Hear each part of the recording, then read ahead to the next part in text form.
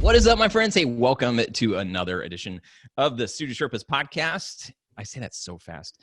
I am here in my basement. I don't think if you're listening, you probably can't tell that this is my basement. But if you're watching, it looks different than what it normally does. But thank you for joining me in the basement. Today, we are with Megan Rafuse, who is from Shift Collab, where she is one of the company's co-founders. She is a mental health innovator who is focused on helping ambitious leaders believe they are enough as they are. And I was just going to leave it as that, like that being your intro, Megan. But as I read more and more, I'm like, this is like, it's so good. It's so rich. As a therapist and entrepreneur, she works with executives, creatives, athletes, and young leaders to examine their limiting beliefs, challenge their inner imposter voice, and help them build confidence to share their struggles openly. In short, Megan is an expert in helping leaders take their masks off and discover their own power in vulnerability. That is amazing. Megan, I'm so happy that you are on the show. Welcome to the show.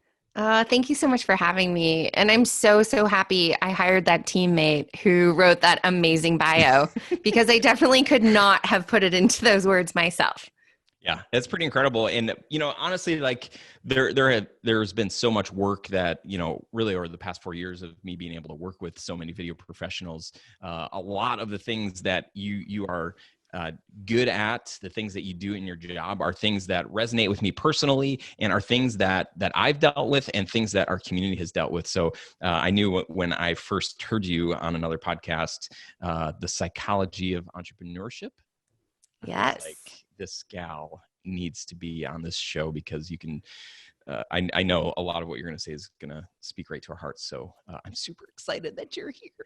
I am so excited too. I love talking about anything to do with feeling good enough or being yourself, or even just having the confidence to make good decisions for yourself and act on those cool decisions. So I'm really excited to be here. Yeah. Awesome. So why was this a thing, that the idea that leaders wouldn't think that they're enough because they're leaders, right? Of course, they seem strong and they seem confident. Why is that a thing? Well, I think what happens is as leaders, we have this public persona that we have to live up to. And I don't know about you, but at some point in my career trajectory, I somehow became a leader, but yet my mindset just didn't keep up. So all of a sudden, my peers and my colleagues were commending me for things. And I was like, oh, but that's just what I'm supposed to do in my career. Or oh, when am I going to feel like I'm enough or I finally made it? And so that's something that I've learned from working with tons of leaders, whether CEOs, Olympians, entrepreneurs, that essentially a lot of us just feel like we're kind of chasing for that feeling, but maybe we don't really know when it happens. And I currently, I'll own it. I am in that right now where suddenly I am the CEO of my company and I'm like, oh, right, I'm supposed to be a leader, but yet I'm Googling, what is leadership? What kind of leader am I? And so I think it's only fair to be open and vulnerable about my own struggles as a leader, as I'm encouraging other leaders to start to think about how they see themselves as a leader too. Yeah, that's really good. And I love the authenticity in that. But for you, what, I feel like so many of us are paralyzed in this idea of being a leader, or even for me, for a long time, when I was hiring employees, I didn't like to call myself a boss. I didn't want them to call me their boss. It was really weird that I couldn't take on the helm of CEO or boss or whatever, because I'm like, well, I want them, I want them to think we're on the same level but then I realized that I was making a huge mistake. For you, at what point did you have that courage enough to say, no, this is something that I'm passionate about, I care about, I can speak into, and even though I'm on this journey of learning and growing in my confidence and in my own leadership abilities, I can help other people, even though I probably haven't arrived or gotten to this spot where I'm like, oh, this is where I want to be, or this is where I think I should be, to actually be able to speak into these people's lives. Yeah. Well, for most of us, as we're moving through our careers, we kind of hit a point where we become really good at what we do. And so for me, that was being a therapist. I was like, you know what? I have a full caseload. My clients are happy. This feels really good. Mm. And what society tells us, or our managers tell us, or we tell ourselves is, okay, what's next? Now that I'm really good at what I do, whether I work in a company or I'm self-employed, I need to move to the next level. And what happens is all of a sudden, there's this big gap of skills between the level we were at and the skill set we were honing and the new role we have. And so for me, the experience was I'm a therapist, I'm a therapist, I'm a therapist. All along, I was building a clinic. And so Mm. here I was holding this identity of I'm still a therapist. I'm going to hold on to this as long as possible. I still have a caseload. I'm still seeing clients. But yet I was slowly moving up. I took on a clinical space lease. I took on more and more clients. I hired more and more people. And all of a sudden, I got to a point where I was like, oh, I'm your colleague because I'm holding on to this role of being a therapist, but yet at the same time, I'm also your boss. And for me, that psychological distancing of, oh, well, here's like how I'm identifying myself, but Mhm. yet here's how other people are seeing me. There was this huge gap. And many of us experience that gap. I think a lot of us know what it feels like when you go from like, maybe you're a videographer for your example, and you're shooting videos or weddings or whatever. And then all of a sudden you're running your own business, Googling, well, how do I pay my virtual Yeah. assistant? Yeah. How do I even hire a lawyer? How do I know if my accountant is the right accountant? And so for me, I think stepping into leadership really took exploring, who am I as a leader who does those jobs? Who am I as a leader who wants to lead a team that has really healthy culture, that people really like are excited to work for my company, so that I don't have to sit in interviews and prove to people why they should want to work for me, but instead I'm telling them, hey, what is it about my company that you love? Because I already know it's great. So for me, that was kind of where I started having the switch. I think for a lot of us, there'll be different points in time. But I think it's also fair to say that as leaders, we're constantly learning and growing and developing and building new skills. So we usually, especially if we're super highly driven leaders, we never hit a point where we feel like we're done. And I do Mhm. see in a lot of my clients, they're waiting for that point. And so just to like name it what it is, there is no point when we feel like we're there. So let's just like stop calling like BS and say there is actually no point to say that we're a leader now. Yeah. Yeah. That's really good. There's no finish line. No. And it's interesting because like who we lead and how we lead, changes and it evolves all throughout our lives. Like, before I was in a business, I was leading like a small group of people, like at the college that I was working at. And then so it's like whatever that role is, and the more influence that you have as your, maybe as your, the reach of your job and the work that you're doing has, then like more and more people have that expectation. But it's funny because I think a lot of times we sort of accidentally stumble across it and and think like, oh my gosh, I'm these people are looking to me as their leader. And that's what it was for me, like to not really not want to consider myself a boss. And like I just didn't like that stigma. I didn't like, what that meant. I watched, The Office for way too long Mhm. to think like I don't want to be that. Yeah. Well, Um there's expectations that come with being yeah, the right. boss. Yeah. For me, it was okay, if I'm your colleague, I can't fail you. We're in this together. We're on the same boat. But if I'm your boss, all of a sudden I am driving the ship. Hmm. And that's a whole lot more responsibility than being your colleague. So for me, something that had to come into play was, what does it mean for me to carry that responsibility? And as like I'm totally a perfectionist. I am totally somebody who struggles with feeling good enough. And all of those beliefs and thoughts started coming up when all of a sudden I started calling myself the leader or the founder or the Yeah. boss. All of a sudden, here I was having to think about, oh, I have a responsibility for other people's livelihoods. Whereas when I was their colleague, I didn't. Mm. That's powerful. I'm thinking of this. One of the things I like in your bio is where you just directly call it what it is. This idea of limiting belief.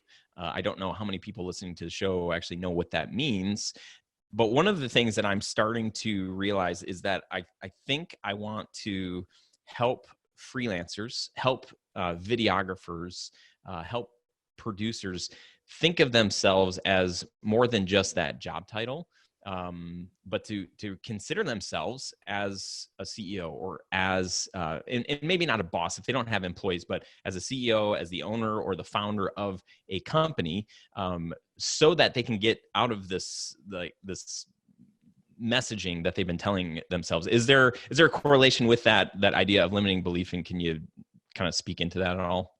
Totally. So speaking to my own story, I shared of where I held on to this identity of being a therapist for so long. Yeah. And I am just a therapist.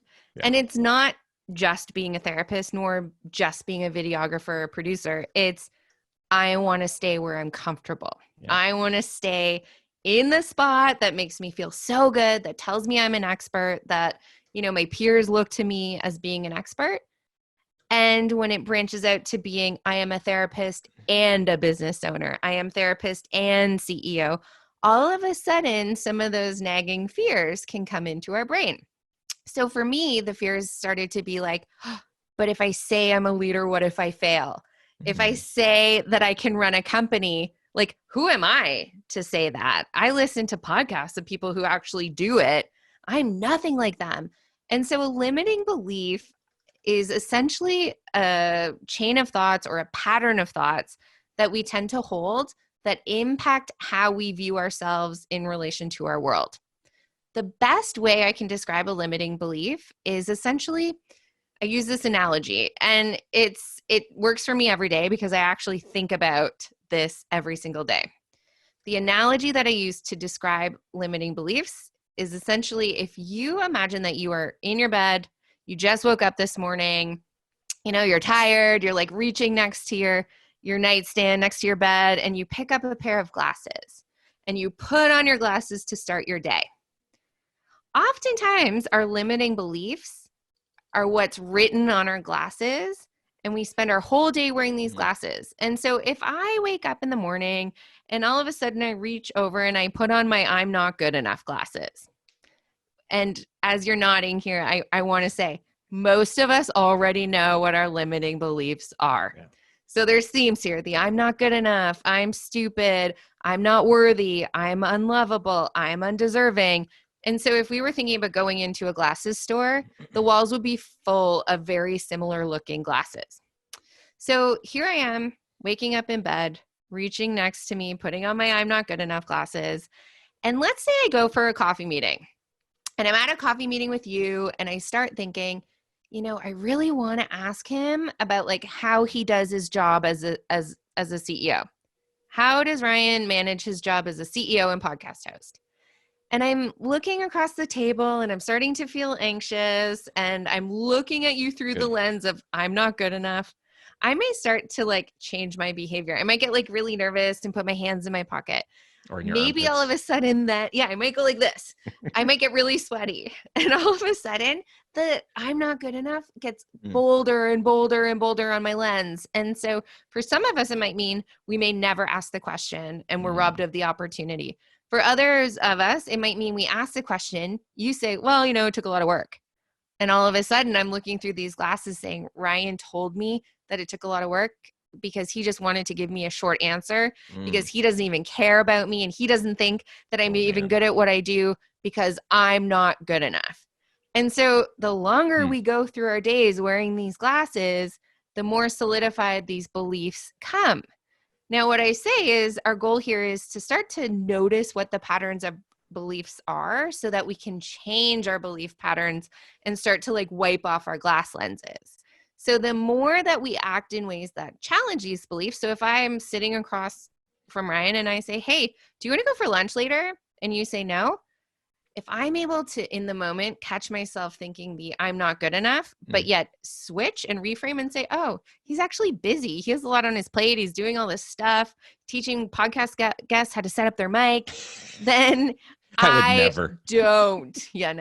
don't hold on to the same belief. I don't strengthen it, and it doesn't rob me of opportunities. Yeah. That's a long-winded version of how we think about it. Oh man, I thought you were almost going to say a long-winded virgin. That would be super awkward for the. Not quite.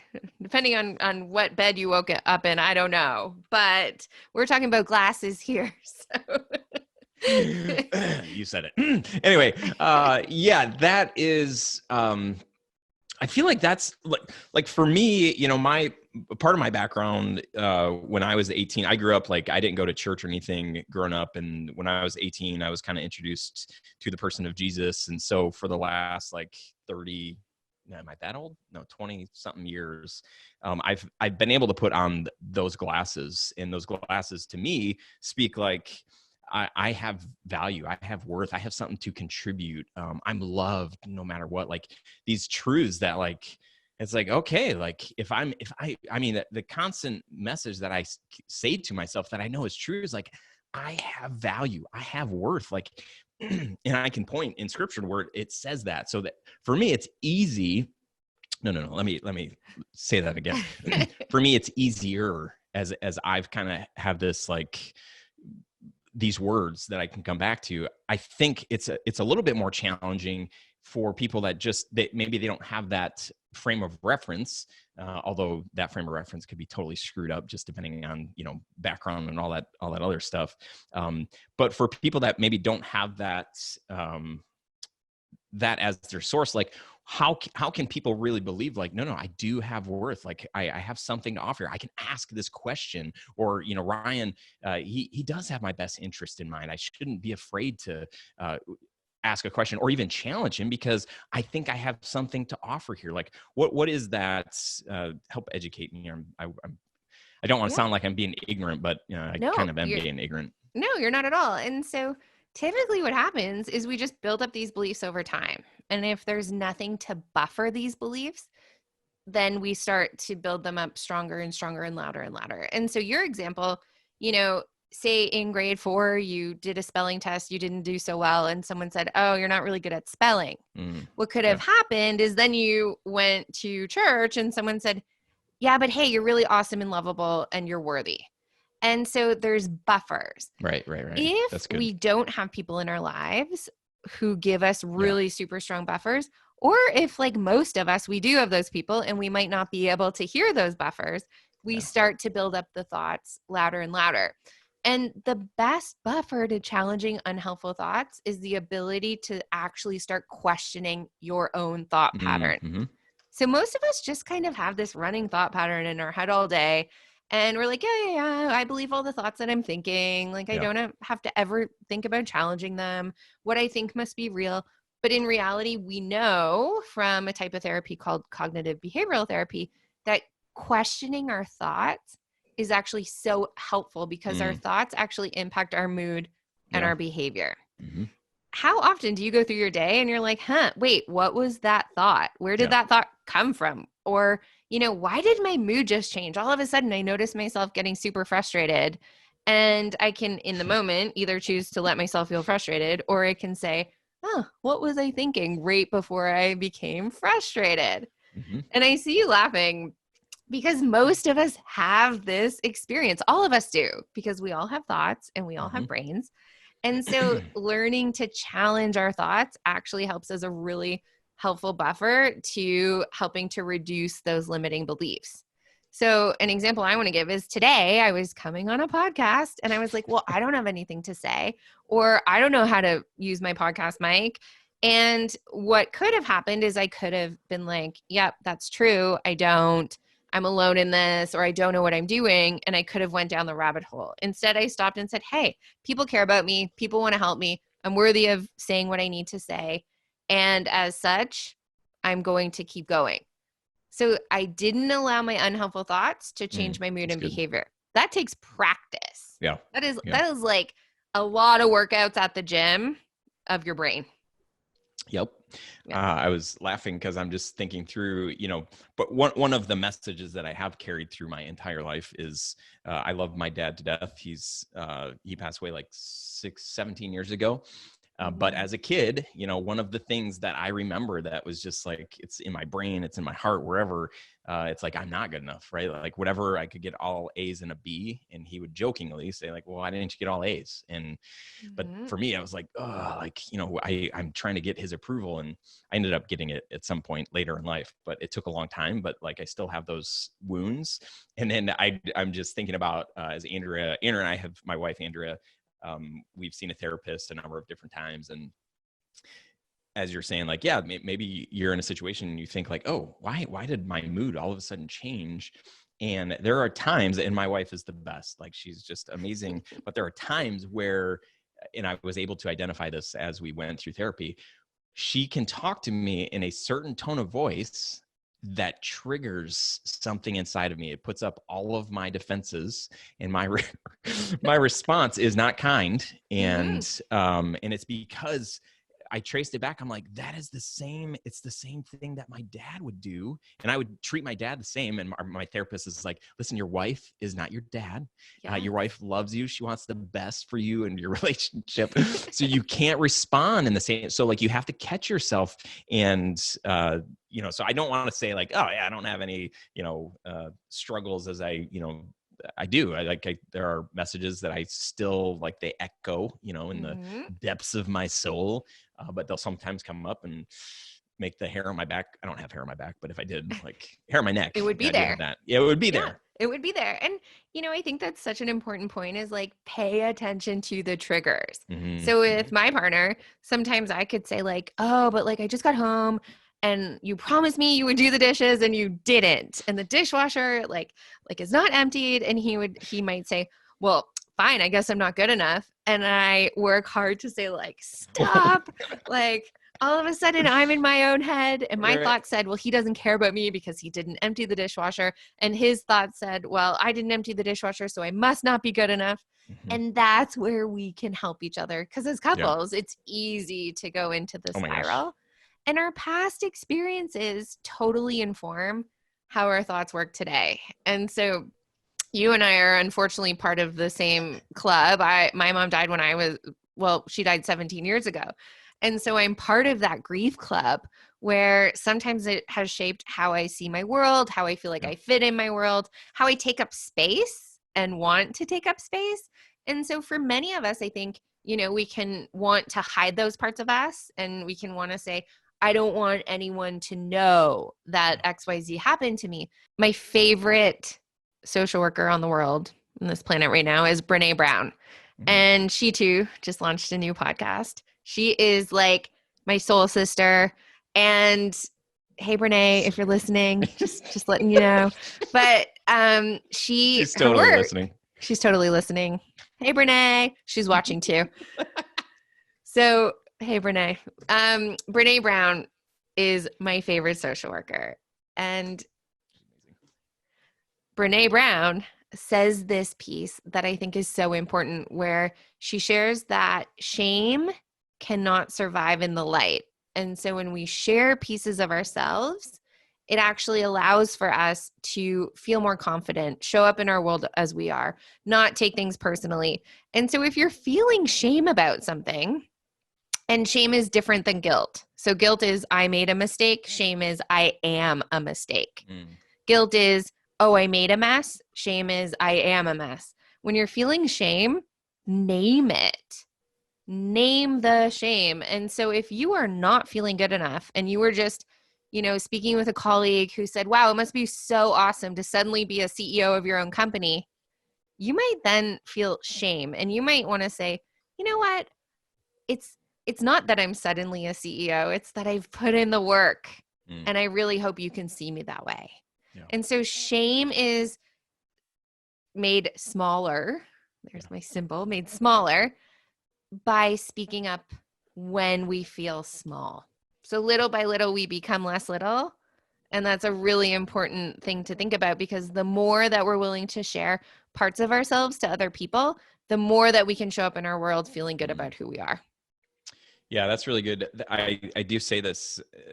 I don't know if I'm joking when I say it. I don't think I am, but doing the podcast and having a presence online, on YouTube and just in social media, it's been very therapeutic for me because I have been able to be open and authentic. And granted, like I don't, live like, here's my whole life, here's all the dirty laundry and all that stuff. But, little things like saying like, oh yeah, my wife and I, we see a therapist. And I know some people are like, what? Like, why would you see a therapist? It's like, oh my gosh, it's been so incredibly helpful for us. And yeah, we have struggles. And to be able to take those things and put them in the light and to share with other people, not only is it like therapeutic for me, but it's also helped other people.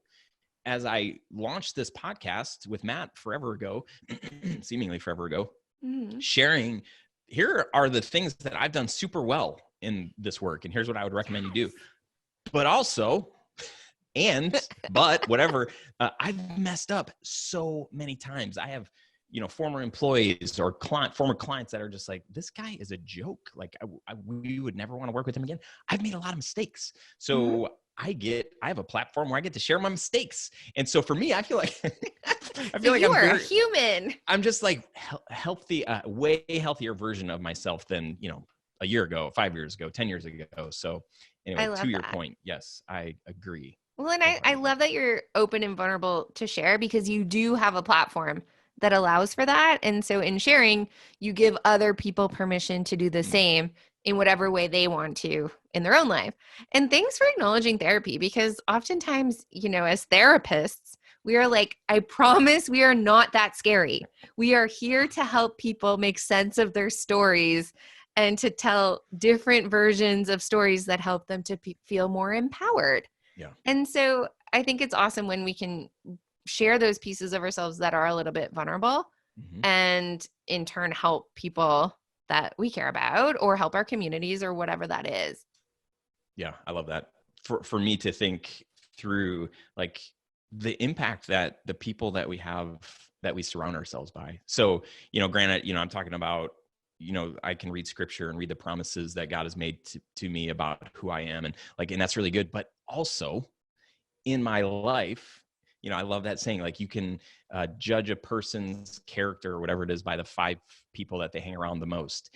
And you would meet the people that I hang around the most and you would say, these are amazing people.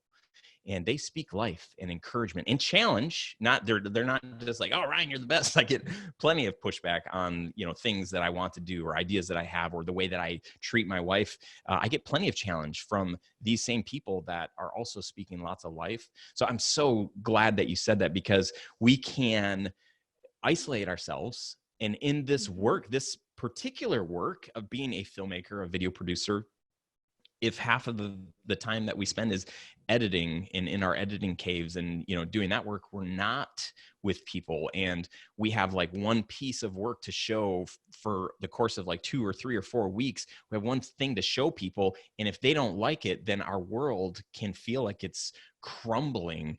So without people that are, speaking life and giving life and encouraging, that want and have your best interest in mind, like it can be really paralyzing and it can be depressing as a filmmaker and as a person in this work. Totally. And I think, I'm not somebody who spends much time in any kind of editing studio, to be honest, but thinking about that reminds me of what people do to make sure that they have a healthy routine. And if we are isolated and we are working on this incredible piece of work, our goal is to say, what do I do before and after work to help me take care of me? Just like a PhD student finishing their PhD, sometimes working on projects that span a long period of time can feel like we don't have little wins. And if the only validation we're going to get is when we show the piece at the end of editing, then we need to reframe our model a little bit because it's so important as humans that we get little steps towards validation. So what I would encourage is to really make sure that you set up certain markers throughout your work or throughout your workday that helps you to feel like you're making progress, because we can get totally sucked in and then in a week come out of our cave. And I'm just imagining like a big beard and Lots of Burrito takeout stains on your, containers. yeah. No offense. But what I'm thinking is essentially, it doesn't feel good. It doesn't feel good for any of us. I can retreat in my own work when I have client after client after client and end up carrying a lot of heavy emotions and feelings. And what I can do is some days I might go home and watch Netflix and get nourished. Netflix on a scale of 0 to 10, I get a 2. But at the same time, if I take my dog for a walk, I get a 5 out of 10. So what I always encourage people to do is if you feel like you're stuck in the editing cave for a while, or stuck in the therapy room, or stuck anywhere really, focus on what those little tasks are, or what those activities are that can help you feel a sense of reward. So set yourself up with a reward and set yourself up with a task that will lead to that reward. Mm-hmm. So it could be like, hey, I'm going to hit the 5-minute mark before the end of the day. And so when I do that, I'm going to reward myself with something that nourishes me at a 5. Mm-hmm. And setting yourself up for really helpful systems like that can really help to contribute to an overall feeling of accomplishment and productivity versus putting so much pressure on the end goal, which I can't even imagine how much pressure it is, to be honest, because I know producing a big piece is important. But there has to be smaller markers that help us to get through each day. Mm-hmm.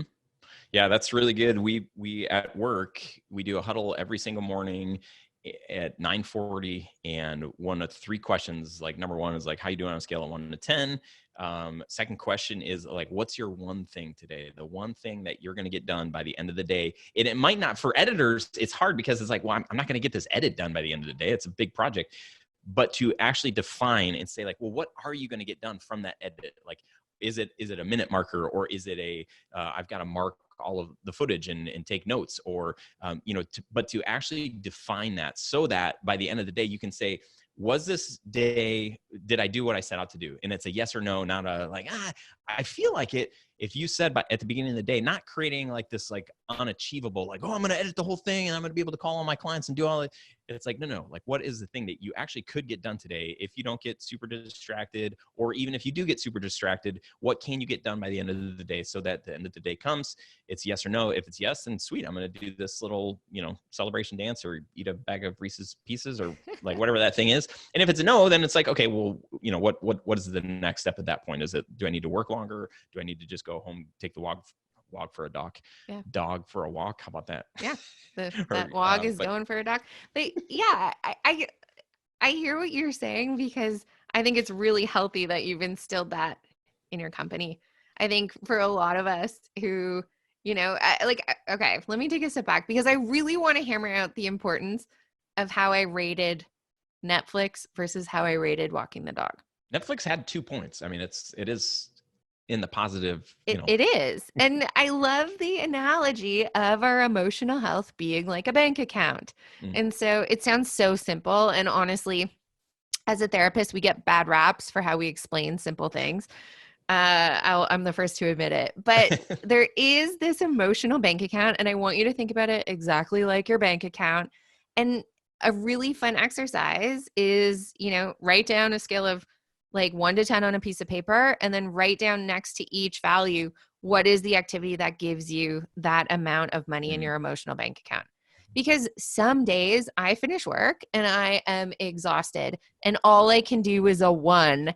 And for me, a 1 is make myself a snack dinner, I call it, where I have like carrots and hummus and like, I don't need to cook. I just make a snack dinner. A 10 is maybe I go spend some time with friends. Right now, that means Zoom with friends and enjoy time with friends because I'm a little more extroverted, and I get a 10. And so what I want you to be mindful is that not every day are you going to do a 10. So even if you do a 1, do not shame yourself for only doing a 1. Yeah. I work with a lot of perfectionists, and they're like, well, this week, in order to take care of myself, I was, all I could do was a bunch of 2s. And I say, well, a 2 is better than a 0. Let's not shame ourselves. But, a lot of us are driven and high achievers. And so let yourself embrace whatever it is you can do that nourishes you. Yeah, that's rich. I think just that practice alone to say like, what are the things? Number 1, people probably don't even, they just revert to like, well, Netflix, that's the good, like I worked all day, but they might not even be realizing that, yeah, they might love to do that. But what if I I did a Zoom with friends, or I went out to the bar, or like whatever those things are. It's like, oh shoot, I actually need that. Like, Yeah. that practice of just kind of naming what are the things that I like to do that kind of fill me up. It's super simple, but I think it probably it doesn't go looked, doesn't get, it doesn't get, Yeah, we don't look at it, but yeah. it is simple. And honestly, like the amount of people who will sit in my office and be like, I don't know what a 1 is, or I don't know what a 10 is. It's because it's so easy. Like oftentimes I just find myself scrolling. An hour later, I'm like, oh, I could have walked the dog. And putting a number on scrolling, I think would be Yes. like a very smart thing for all of us to do. Yes. Mine is a 1. Oh, And so it being is a 1. mindful of what it is. And, I think also doing something creative, I don't know how that works in your field, because there's this assumption that you're creative all day. And so in your line of work, how do you see people, doing creative pursuits outside of work? Yeah. Yeah, I know for me personally, I love writing. Like it's just a fun, and like my writing is not good by any means. I'm not trying to be a writer, but when I write, I'm like, oh, it just feels good. Or like taking photos. Like I have a photo camera, like it does shoot video, but like it's primarily for photos, and like taking good photos with it.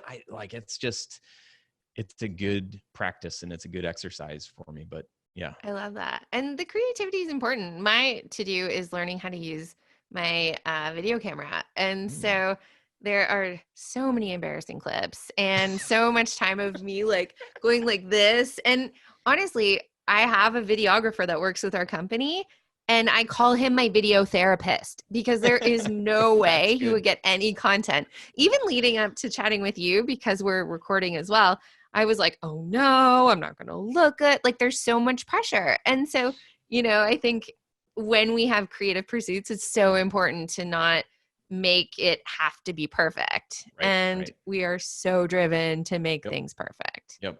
Oh man. Yeah. I had a coaching call. Do you know Cliff Ravenscraft? Have I mentioned him to you before? No. Tell me more.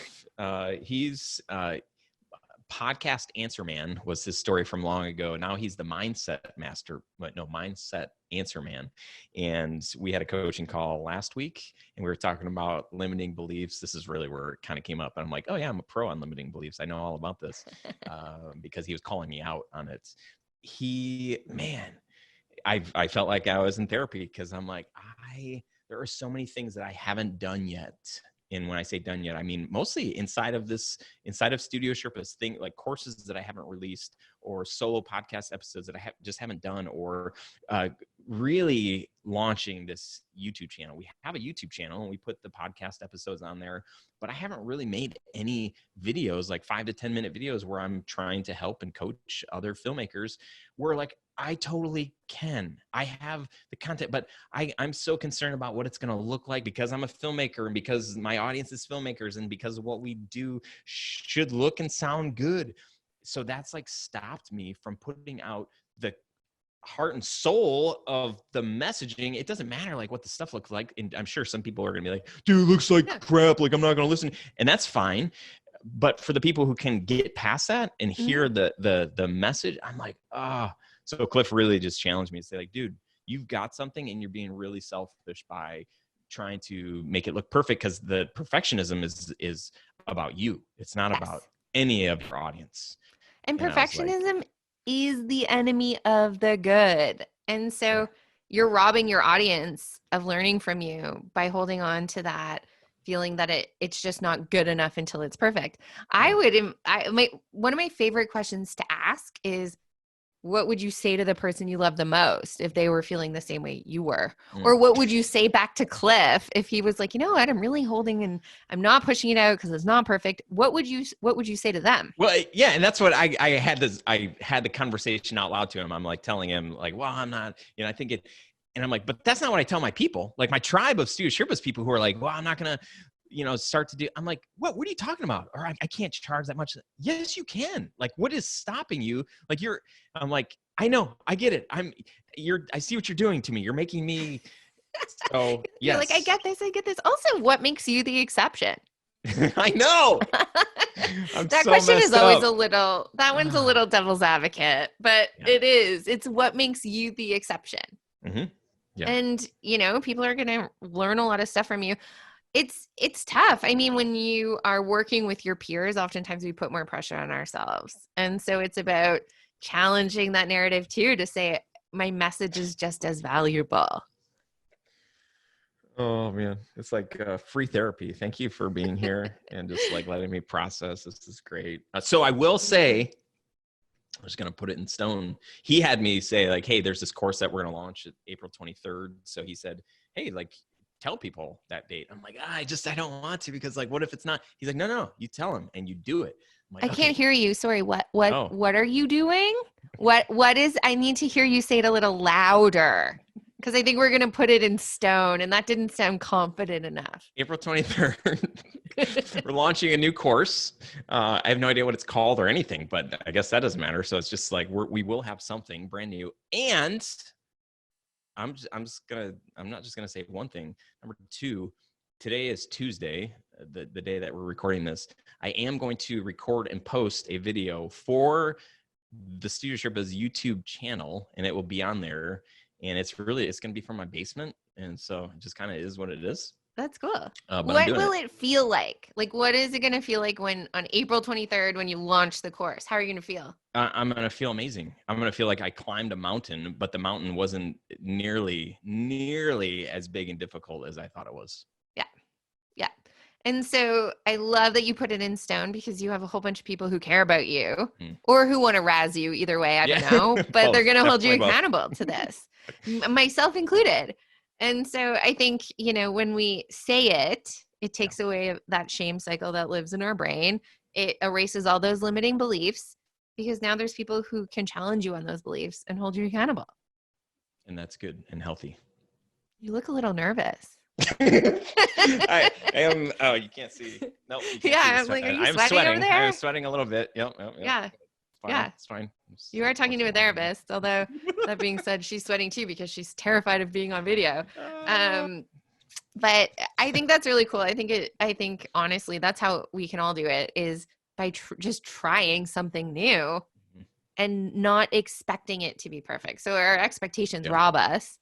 And so if we just allow for it to be a process, usually it goes better than if we have high expectations, which Yeah, I mean, one of my favorite quotes is done is better than perfect. So stop just telling yourself you're not going to do it, because it's never going to be as good as you want. First episode or whatever, it's going to be terrible. And that actually makes me feel better, because as I've been talking to you for the last 2 minutes, I was like, I wonder if I gave them enough content. Like, is this going to be good enough? Is there more questions I should answer? Like honestly, I've been a little rusty lately. I haven't been in the podcast seat in a while. And so I'm like, oh, like that wasn't very insightful. And so maybe I'll just hold on to that. Like I've learned a lot this call too, that done is better than perfect. Boom. I'm just going to drop the mic right now. Drop the mic, walk away. Okay. So we need to wrap, but before we do, you don't need to vamp on this for a super long time, but to address the state of where we are, the world is insanely different than it was 2 weeks ago. Michigan went on lockdown yesterday, which means that I'm supposed to stay home. I can't go to the office, and my employees can't go to the office. So I know there are so many creatives. I mean, there's just so many people, period, who are really struggling, right? Have lost their job, have lost loved ones, are sick, just lots of things to think about, lots of things to worry about, lots of things that aren't in our control. For the creative entrepreneur, for the person that is just having a very hard time, and we all are to some extent, but I think a lot of our businesses are being impacted by this.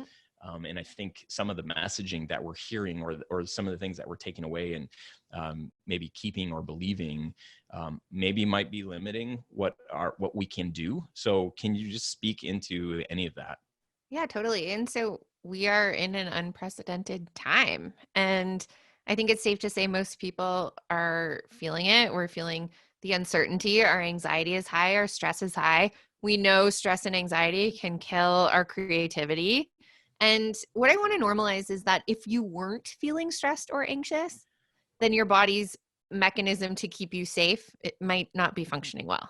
And that's just, a quick way to say that stress and anxiety are normal. And so really stress and anxiety help us to cope better. It comes to a point, however, when the stress or anxiety gets too high that we lose our ability to function. And so for those of us who are really overwhelmed, who feel like we're really struggling and not coping, I encourage you to reach out to somebody. The best cure to work through big, uncertain feelings is to share those thoughts and feelings with somebody else.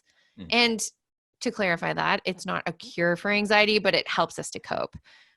When we are feeling overwhelmed, the best thing we can do is focus on being mindful, notice our thoughts, share our thoughts with others, use that ability to question our thoughts if they're real, if they're helpful, if you would share this with somebody that you love, if they were feeling the same way.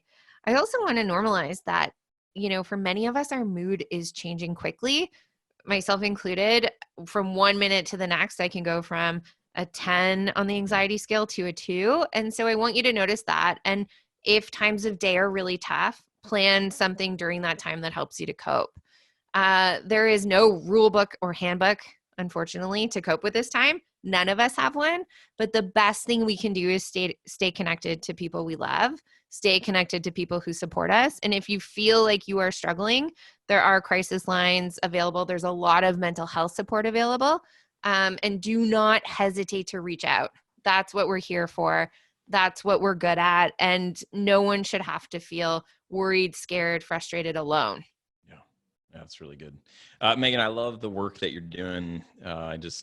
It's fun to see, and I don't take this the wrong way, but like to see somebody as young as you, but also as wise. And you obviously have a gift, and really appreciate how you are using that gift, and the amount of people that you're helping and impacting is really, really inspiring. So how can people keep up with what you guys got going on and reach out to you guys? Thanks.